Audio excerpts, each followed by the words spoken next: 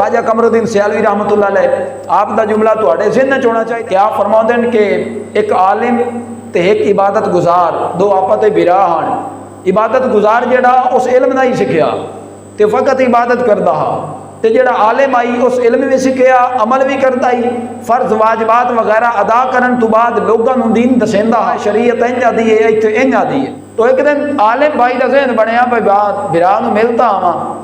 वो गया मिलन वास्ते ते कमरे दे विचों ना चूहे दे मरण दी बो आ रही है। तो पूछया भाई अंदरों मुर्दार दी बो आ रही है, ये खैर दी बो की दी है?